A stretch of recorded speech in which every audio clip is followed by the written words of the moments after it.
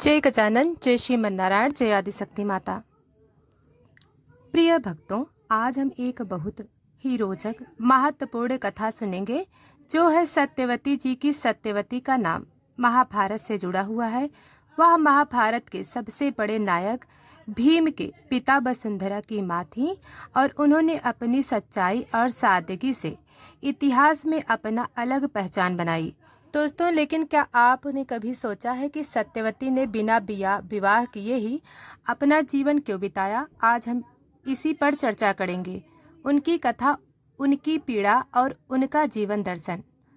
दोस्तों, सत्यवती एक मछुआरे की बेटी थी। उनका असली नाम सत्यवती था, पर मछुआरों के बीच में वे मत्स्य देवी के नाम से प्रसिद्ध थीं। एक दिन वे गंगा नदी के किनारे मछली पकड़ती, तभी वे सुखदेव मुनि से मिली। उनके जीवन में एक महत्वपूर्ण मोड़ आया। अब जब राजा शांतनु ने उन्हें देखा और उनसे विवाह करना चाहा, परंतु सत्यवती ने एक शर्त रखी कि वे राजा से विवाह तभी करेंगी जब उनके पुत्रों को सिंहासन मिले। यहाँ से उनकी जिंदगी में कई जटिलताएं आईं।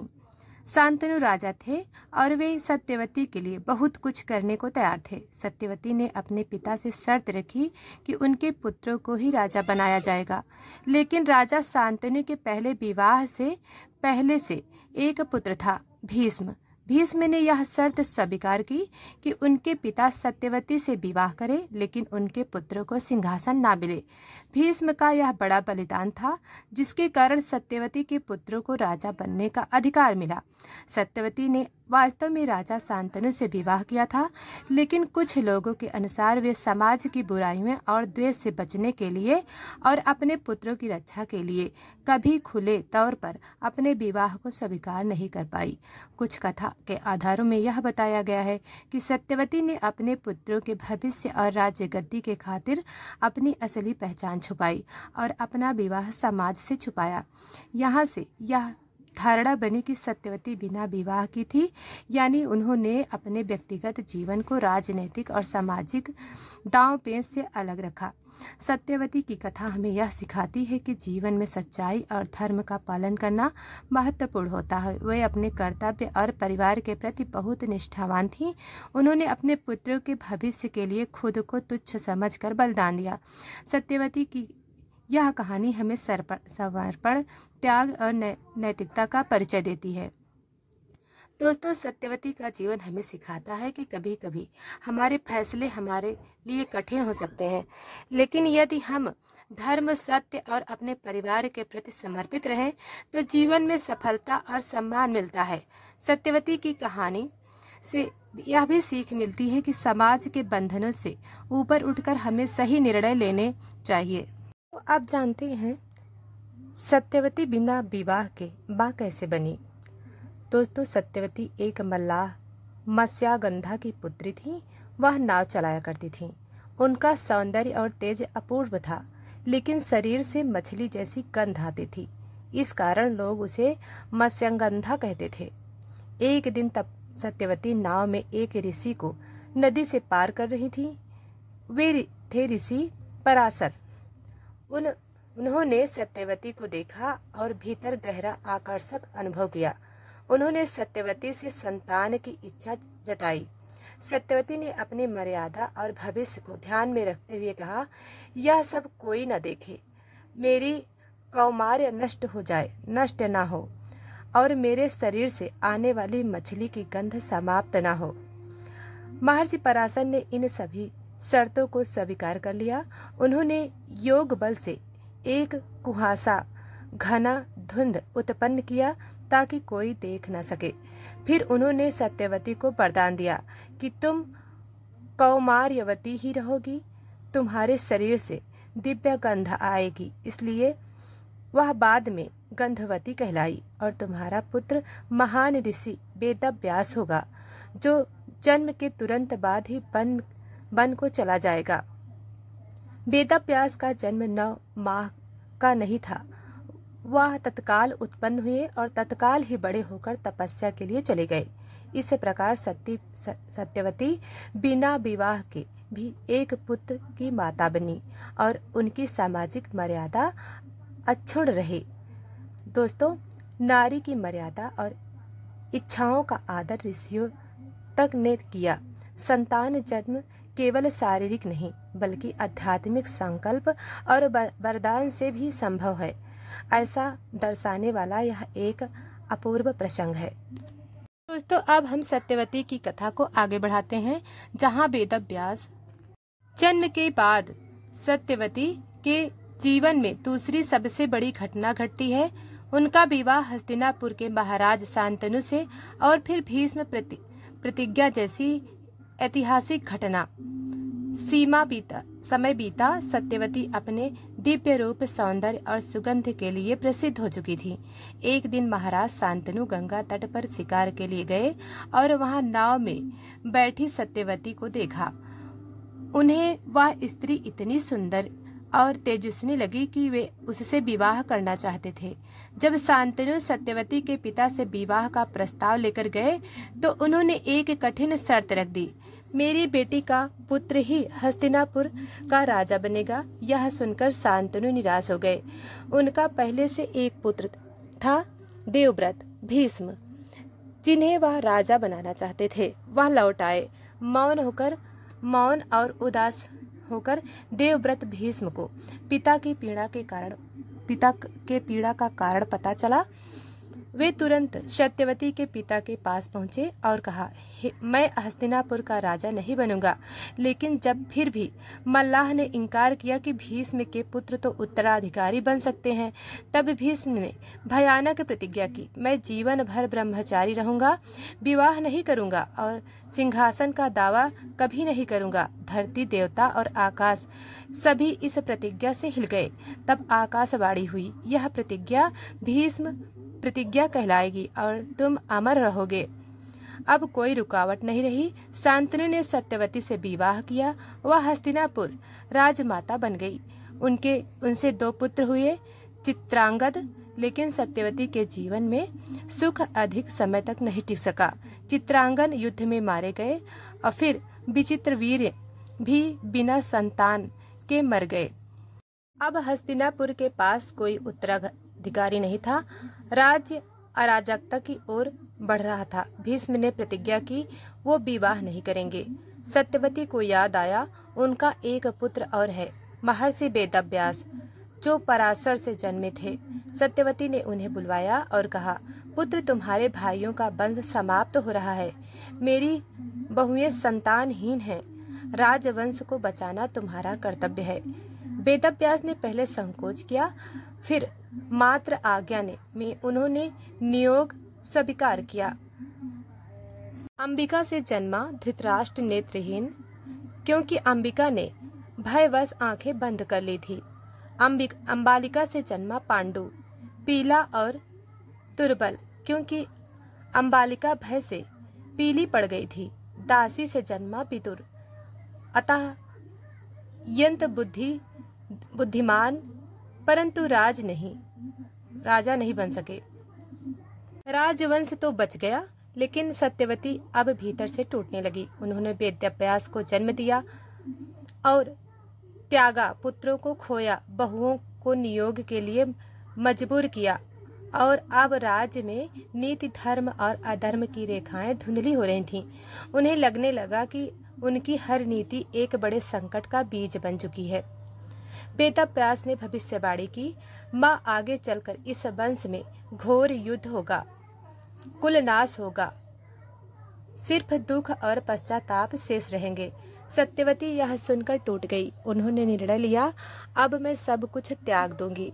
सत्यवती अंबिका और अंबालिका के साथ वन चली गई।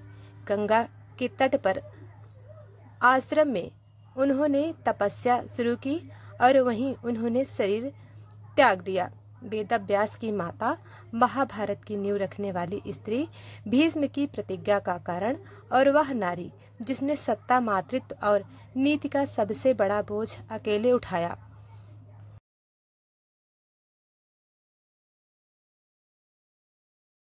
दोस्तों, अब सत्यवती की कथा अंतिम चरण में प्रवेश कर चुकी है।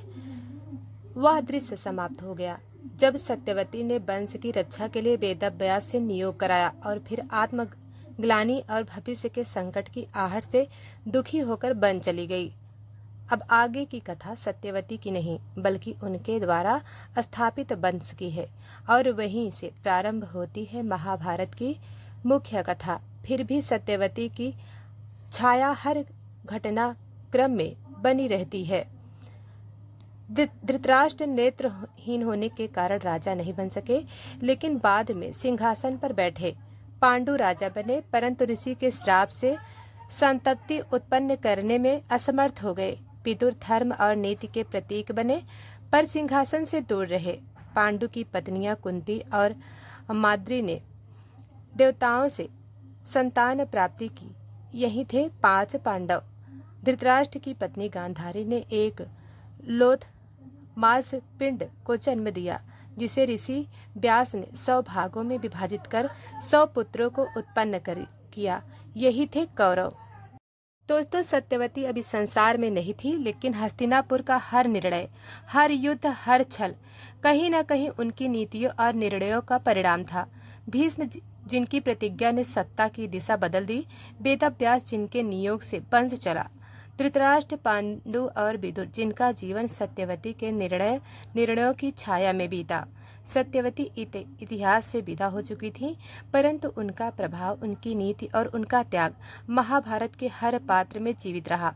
वह स्त्री जो खुद चाहती थी शांति, उसने अनजाने में एक युग को युद्ध की ओर धकेल दिया। राजा पांडु सत्यवती के पुत्र विचित्रवीर्य के पुत्र थे। उन्होंने 2 रानियों से विवाह किया। कुंती राजा कुंती भोज की दत्तक पुत्री, माद्री मद्र देश की राजकुमारी। एक बार वन में शिकार करते समय पांडु ने एक ऋषि को मृग समझकर बाण मार दिया। मरते समय ऋषि ने श्राप दिया, जब भी तुम अपनी पत्नी के साथ संसर्ग करोगे तुम मृत्यु को प्राप्त हो जाओगे। इससे पांडु दुखी होकर तपस्वी जीवन जीने लगे। कुंती को युवावस्था में ही एक ऋषि से वरदान मिला कि वह किसी भी देवता को बुलाकर संतान प्राप्त कर सकती है। पांडु के आग्रह पर कुंती ने इस वरदान का उपयोग किया। धर्मराज यम से युधिष्ठिर धर्मवान और न्यायप्रिय, वायुदेव से भीष्म बलवान पैदा हुए, इंद्रदेव से अर्जुन धनुर्धर पैदा हुए। फिर कुंती माता ने माद्री को यह मंत्र बताया। माद्री ने अश्विनी कुमारों को बुलाया, जिससे जुड़वा पुत्र हुए नकुल और सहदेव। इस प्रकार पांडवों की उत्पत्ति हुई। एक दिन माद्री ने पांडु आकृष्ट हुए और ऋषि का श्राप सच हो गया। पांडु की मृत्यु हो गई। माद्री ने भी सती हो जाना चाहा, किंतु कुंती अपने 5 पुत्रों को लेकर हस्तिनापुर लौट आई। इधर गांधारी धृतराष्ट्र की पत्नी को वेदव्यास ने 100 पुत्रों का वरदान दिया था, लेकिन गर्भ से एक मांसपिंड निकला। वेदव्यास ने उसे 100 भागों में बांटकर खड़ों में रखवाया और समय आने पर उनसे 100 पुत्र और एक कन्या का जन्म हुआ।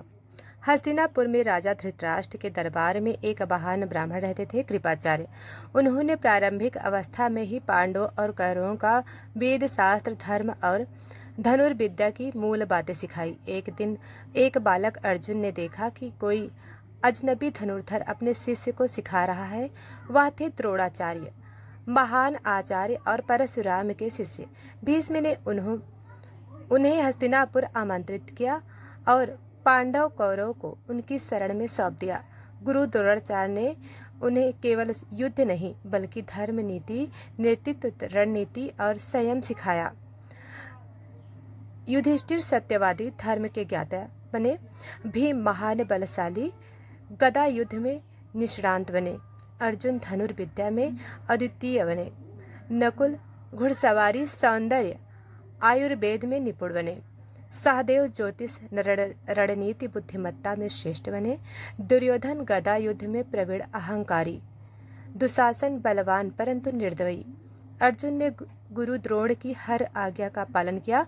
धनुर्विद्या में वह इतना निपुण हुआ कि गुरु द्रोण ने स्वयं कहा, अर्जुन तुम मेरे सर्वश्रेष्ठ शिष्य हो। एकलव्य एक निषाद, वनवासी बालक द्रोण से शिक्षा लेना चाहता था, लेकिन जाति के कारण द्रोण ने उसे मना कर दिया। एकलव्य ने जंगल में मिट्टी की मूर्ति बनाकर द्रोण को गुरु मान लिया और खुद अभ्यास कर अर्जुन से भी श्रेष्ठ धनुर्धर बन गया। जब द्रोण को पता चल गया, उन्होंने अर्जुन के वचन की रक्षा के लिए एकलव्य से दक्षिणा में उसका अंगूठा मांगा। एकलव्य ने मुस्कुराते हुए अंगूठा काटकर द्रोण को दे दिया। यह प्रसंग महाभारत का सबसे मार्मिक और विवादास्पद दृश्य है। जब सभी राजकुमारों की शिक्षा पूर्ण हो चुकी, तब गुरु द्रोणाचार्य ने गुरु दक्षिणा मांगी। दुर्योधन को बंदी बनाकर राजा द्रुपद को मेरे सामने लाओ। द्रुपद पुराने समय में द्रोण के मित्र थे, लेकिन बाद में उन्होंने द्रोण का अपमान किया था। अर्जुन ने अकेले जाकर द्रुपद को बंदी बनाया और गुरु दक्षिणा पूर्ण की। द्रोण ने आधा राज्य लेकर द्रुपद को क्षमा कर दिया, परंतु द्रुपद ने बदला लेने की प्रतिज्ञा की। अर्जुन ने महान धनुर्विद्या का प्रदर्शन किया, जैसे एक ही बार से कई लक्ष्य भेदना। तभी अचानक एक नया योद्धा मैदान में आया, कर्ण ने अर्जुन को चुनौती दी, लेकिन जब उससे कुछ पूछा गया तो वह राजा नहीं बल्कि सूतपुत्र निकला। भीष्म और द्रोण ने उसे प्रतियोगिता से हटा दिया, लेकिन दुर्योधन ने उसे अंग देश का राजा बना दिया, अपना मित्र बना लिया। यहीं से शुरू होती है कर्ण और दुर्योधन की घनिष्ठता, मित्रता। धृतराष्ट्र और शकुनी का डर था कि पांडव राज्य छीन लेंगे। उन्होंने पांडवों को वारणवट भेज दिया, जहां लकड़ी और घी से बनाकर भवन तैयार कराया था। ज्वलनशील महल।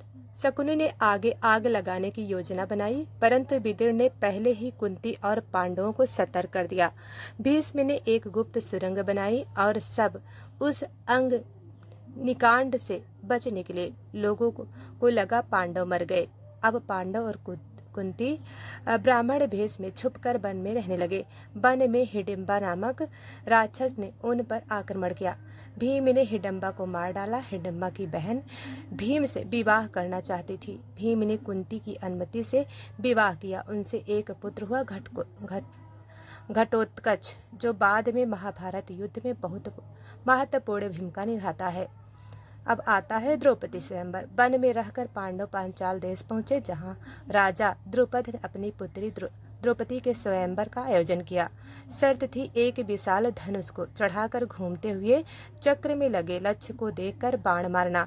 कई राजा असफल रहे। कर्ण ने भी प्रयास किया, लेकिन द्रौपदी ने उसे सूत्रपुत्र कहकर अस्वीकार कर दिया। तभी अर्जुन ब्राह्मण वेश में मंच पर आए और लक्ष्य भेद दिया। द्रौपदी ने उन्हें वर चुना। जब पांडव घर लौटे, कुंती ने बाहर से कहा, जो भी लाए हो सब में बांट लो। उस समय तक उन्हें नहीं पता था कि अर्जुन द्रौपदी को जीता है। बाकी आज्ञा को धर्म मानकर और वेदव्यास के परामर्श से द्रौपदी पांचों पांडवों की पत्नी बनी। यह निर्णय युगों से विवादित रहा, परंतु इसे धर्म, नियति और पुनर्जन्म की दृष्टि से स्वीकार किया गया। दोस्तों, हम आगे की कथा आपको कल सुनाएंगे। तो दोस्तों, वीडियो को लाइक सब्सक्राइब नहीं किया है तो अभी कर लें। धन्यवाद।